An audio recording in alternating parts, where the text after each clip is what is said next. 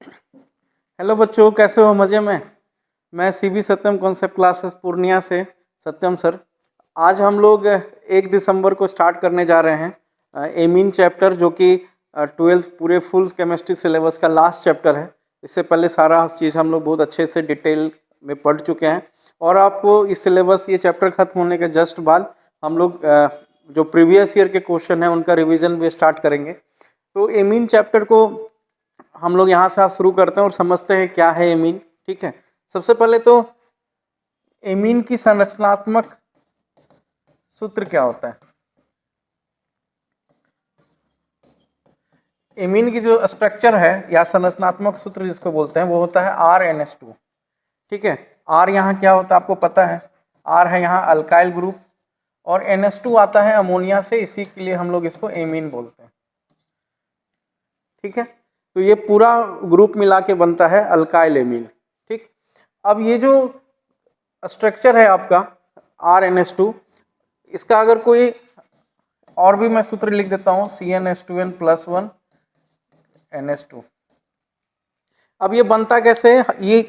ये जो amine group है ये एक्चुअली में अमोनिया का डेरिवेटिव ग्रुप है, यानी कि जो अल्काइल हैलाइड है, सॉरी, जो अल्काइल है और जो एराइल है उसी का डेरिवेटिव यूनिट आपका रेडी करता है किसको? एमीन ग्रुप को, यानी कि RnH2 को। कैसे वो देखते हैं। ये है मेरा अमोनिया। पहले आप अमोनिया के स्ट्रक्चर को समझ लीजिए। इस अमोनिया के स्ट्रक्चर में एक लोन पेयर होता है और 3 हाइड्रोजन बॉन्ड होते हैं। ठीक है, यही बनता है आपका NH3 अमोनिया। ठीक है, आपको इसका संकरण पता होगा, इसका संकरण sp3 होता है। ठीक है, और इसका जो स्ट्रक्चर होता है वो त्रिकोणीय पिरामिडीय होता है। चतुष्फलकीय होना चाहिए था, यानी टेट्राहेड्रल, लेकिन होता नहीं है। लोन पेयर के प्रेजेंस के कारण इसका बॉन्ड एंगल क्या होता है? घट जाता है और जो इसका कोण है वो 109 डिग्री 28 मिनट से कम हो जाता है। कितने से कम हो जाता है? 109 डिग्री 28 मिनट से इसका जो कोण है वो कम हो जाएगा और जो इसकी संरचना चतुष्फलकीय होनी चाहिए थी वो हो जाती है त्रिकोणीय पिरामिडीय। त्रिकोणीय पिरामिडीय ये आप लोग 12th के पी ब्लॉक चैप्टर में और 11th के रासायनिक बंधन चैप्टर में हाइब्रिडाइजेशन या संकरण टॉपिक में इसको डिटेल में पढ़े होंगे और फिर VSEPR में आने के बाद आपको इसके जो इसका रीजन है वो पता चल गया होगा। चलिए आगे बढ़ते हैं। तो अब ये काम कैसे करता है, यानी कि ये अल्काइल ग्रुप बनता, ये एमीन ग्रुप जुड़ता कैसे अल्काइल के साथ? तो अमोनिया है, अमोनिया से हम लोग एक हाइड्रोजन को हटा देते हैं और एक अल्काइल ग्रुप को जोड़ देते हैं। ये आपका हो जाता है, एक हाइड्रोजन कम कर दीजिए तो NH2 हो जाएगा। अब इसी में हमने एक और हाइड्रोजन को हटा दिया और एक और अल्काइल ग्रुप को जोड़ दिया। ठीक है, ये अल्काइल ग्रुप सेम भी हो सकता है, अदर भी हो सकता है। तो आपका अगर मन है तो सेम भी रख सकते हैं, अलग अलग भी रख सकते हैं। अब ये बन जाएगा तो आपका RNHR। अब इसमें से फिर मैंने एक और हाइड्रोजन हटा दिया और एक अल्काइल को जोड़ दिया। अब ये बन जाएगा RNR। अब इन सबों का अपना एक नाम है। क्या नाम है उस पर डिस्कस कर लेते हैं। इसको तो हम लोग अमोनिया बोलते हैं। ये आपका 1 डिग्री एमीन है, जिसको हम लोग प्राथमिक एमीन भी बोलते हैं।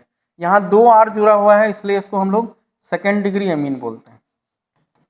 यानी कि ये जो नाइट्रोजन है ये 2 कार्बन से जुड़ा हुआ है। तीसरा है आपका 3rd डिग्री एमीन। तो इस तरीके से एमीन के 3 प्रकार हो गए, 1 डिग्री एमीन, 2 डिग्री एमीन और 3 डिग्री एमीन। ठीक है, अब अगर इसकी संरचना की बात करते हैं तो अमोनिया की संरचना के बारे में मैंने बता दिया। अब एक बार इसकी संरचना के बारे में अगर हम लोग बात करते हैं तो ये रहा आपका R, ये प्राइमरी एमीन का मैं बता रहा हूं, और एक यहाँ निर्जन जोड़ी इलेक्ट्रॉन रहता है। ठीक है, ये इसकी बेसिक स्ट्रक्चर है इसका। चलिए अब इसमें हम इसके संरचना के साथ इसका संकरण देखते हैं क्या होता है। तो यहाँ पर ये है आपका 1 डिग्री एमीन। तो 1 डिग्री एमीन के केस में नाइट्रोजन और हाइड्रोजन के साथ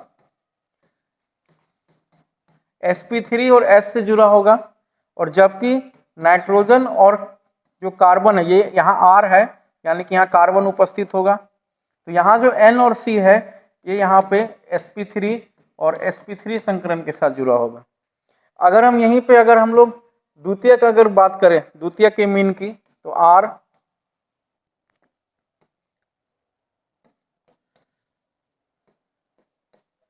ठीक है। इस स्थिति में यहां पर क्या है, 2 NC मिलेगा हमको, तो एक NC आपका sp3 से, ये वाला मान के चलिए, और जो दूसरा NC है यहाँ पर, ये किससे जुड़ा रहेगा, sp3 से, और यहाँ जो नाइट्रोजन और हाइड्रोजन है NH, ये जुड़ा रहेगा आपका sp3 और S से। इसी प्रकार से अगर हम लोग तृतीयक एमीन में देखेंगे तो सभी के सभी sp3 और sp3 संकरण के साथ एक साथ जुड़ा होगा, जबकि सिर्फ प्राइमरी एमीन और द्वितीयक एमीन में sp3 और S संकरण के साथ जुड़ा होता है। इस चीज को आप ध्यान में रखेंगे। अब आते हैं इसके नामकरण पे। नामकरण इसका बहुत ही वीवीआई टॉपिक है, क्योंकि इनमें तीनों के लिए, यानी प्राइमरी, सेकेंडरी और तृतीयक यानी टर्सरी के लिए, तीनों के लिए नामकरण की पद्धति अलग अलग है, ठीक है। तो हम लोग फर्स्ट अभी डिस्कस करेंगे 1 डिग्री एमीन RNH2 के लिए।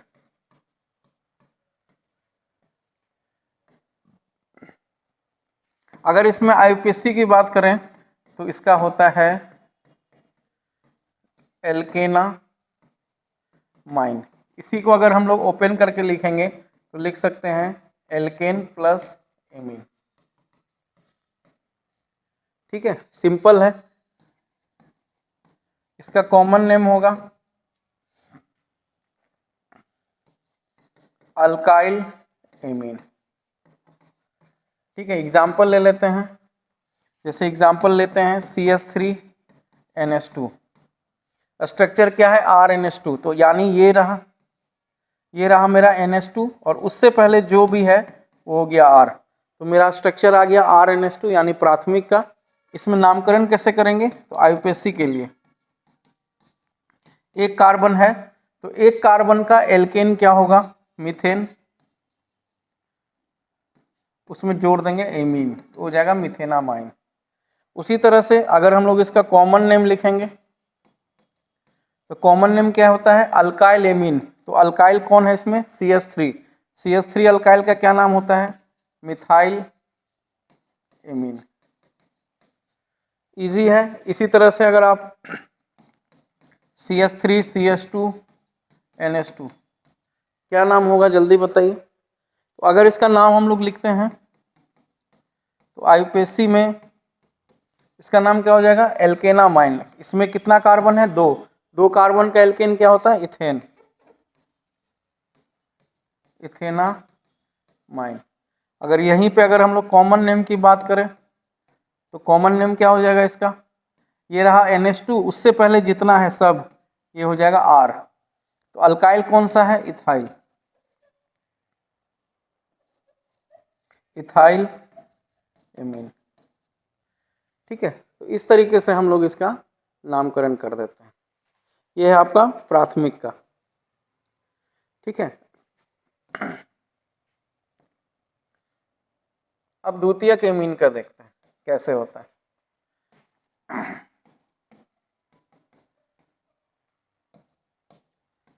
स्ट्रक्चर इसका हो जाएगा RNHR, ठीक है। अब इसमें कैसे करते हैं, इसका IUPAC लिखेंगे हम लोग।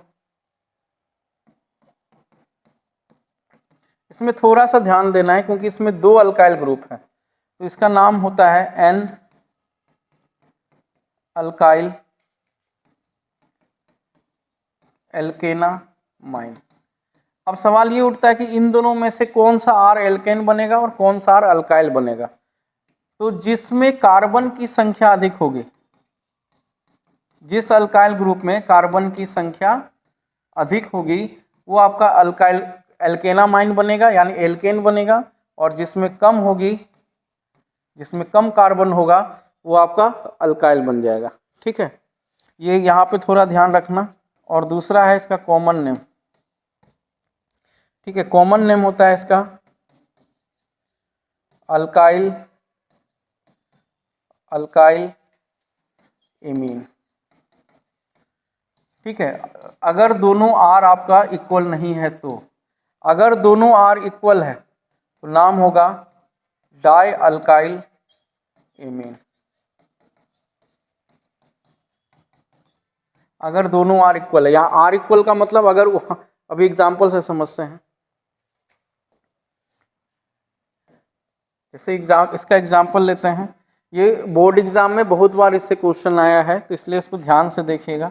CH3NH अब ये पहचान में आ गया कि ये आपका द्वितीयक एमीन है, सेकेंडरी एमीन है। तो नामकरण कैसे करेंगे? तो आईयूपीएसी पहले करते हैं। आईयूपीएसी के लिए क्या है, 2 कार्बन है, सॉरी 2 अल्काइल ग्रुप है, दोनों में कार्बन की संख्या समान है, तो कोई भी किसी को हम अल्केनामाइन बना सकते हैं।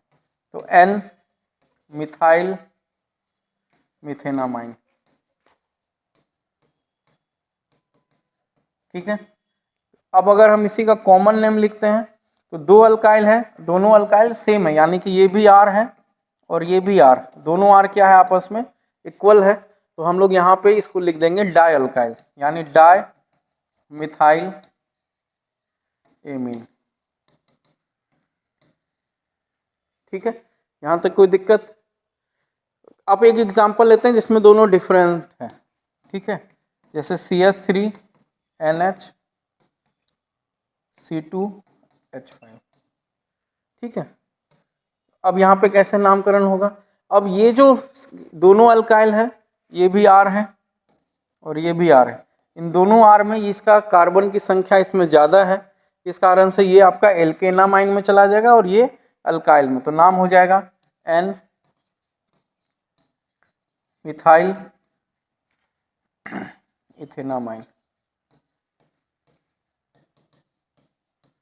अगर इसका कॉमन नेम का बात करें तो अल्फ़ाबेटिकल ऑर्डर के हिसाब से दोनों अलग अलग है और अल्फ़ाबेटिकल ऑर्डर के हिसाब से ये अरेंज होगा।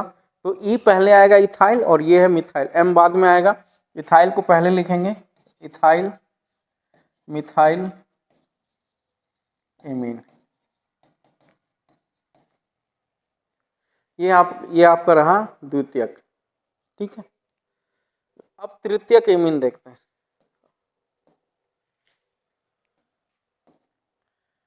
तृतीयक एमीन में क्या होता है? 3rd degree amine. इसकी जो संरचना होगी हो जाएगी RNR।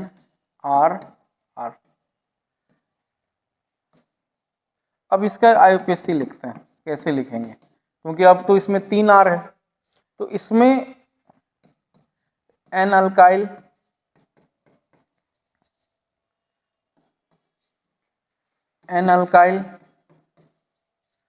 एल्केनामाइन।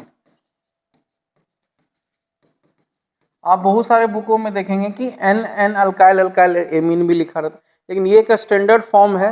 ये मेरे को ये वाला ज़्यादा सही लगता है, इसलिए मैंने ये वाला यूज किया, क्योंकि इसमें अलग अलग अगर अल्काइल हो तो आप उसको अलग अलग लिख सकते हैं। अगर अल्काइल सेम है तो आपको फिर उसी तरह से लिखना पड़ेगा, आपको डाई अल्काइल एल्केनामाइन इस तरह से आपको करना होगा। अगर अलग अलग है तब तो आप अलग अलग यूज कर लीजिए, ठीक है। और जो इसका कॉमन नेम है, तो कॉमन नेम इसका मैंने बनाया है अल्काइल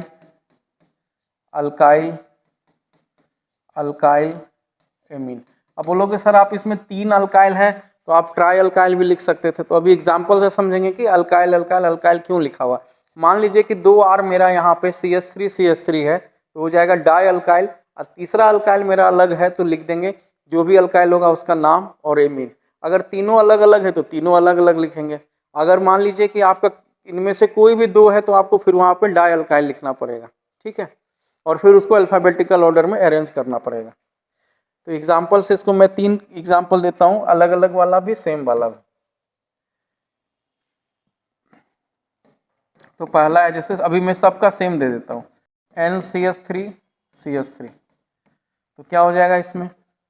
ये भी R है, ये भी R है और ये भी R है, तीनों सेम है अल्काइल ग्रुप। R4 अल्काइल, यानी अल्काइल को हम लोग सूचित करते हैं R से। अब ये पीसी नेम क्या है? तो लिखेंगे N मिथाइल, फिर लिखेंगे N मिथाइल, तीनों सेम है इसलिए तीसरा अल्केन बन जाएगा मिथेनामाइन।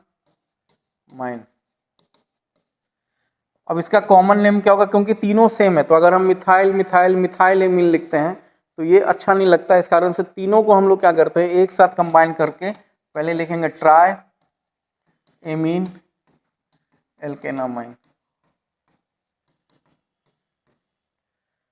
ठीक है, अगर हम लोग इसको अलग अलग लिखते तो फिर वो लेंदी भी होता और वो आईयूपीएसी रूल के हिसाब से भी नहीं आता। तो अगर रिपीट हो रहा है तो ट्राई लिखेंगे, अगर 2 रिपीट हो रहा है तो डाई लिखेंगे।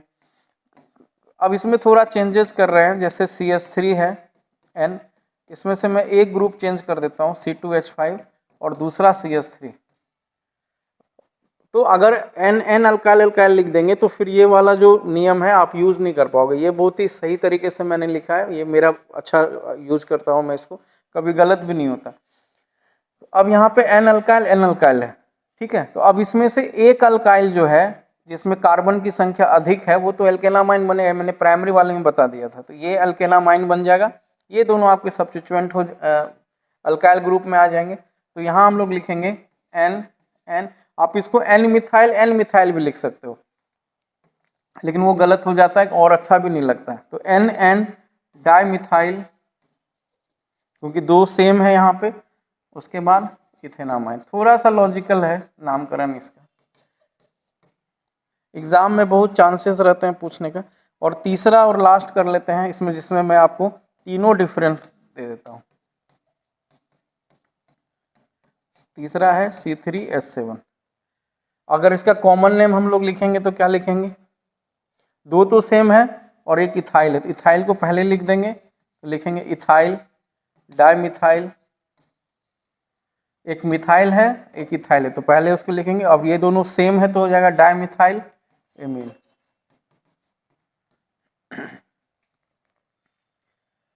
अब यहाँ पे क्या है कि ये और ये तीनों आपस में डिफरेंट है। जब डिफरेंट होगा तो इसमें जो ज़्यादा कार्बन का संख्या है वो तो एल्केन बनेगा ही, तो इसमें आपको इसको तो एल्केन बनाना है, ये प्रोपाइल जो है C3 कार्बन को। ये दोनों आपके अलग अलग हैं, तो पहले अल्फाबेटिकल ऑर्डर में लिखेंगे। इथाइल को पहले लिखेंगे तो N इथाइल, N मिथाइल हो गया 2, और तीसरा है प्रोपेनामाइन। ये बहुत आसान ट्रिक से मैंने बता दिया है और आराम से बन जाएगा। इसका कॉमन नेम अगर लिखेंगे, सभी अलग अलग हैं, अल्फाबेटिकल ऑर्डर में सजा देना है। ये हो जाएगा आपका इथाइल, फिर हो जाएगा मिथाइल, फिर हो जाएगा प्रोपाइल, फिर हो जाएगा इमीन।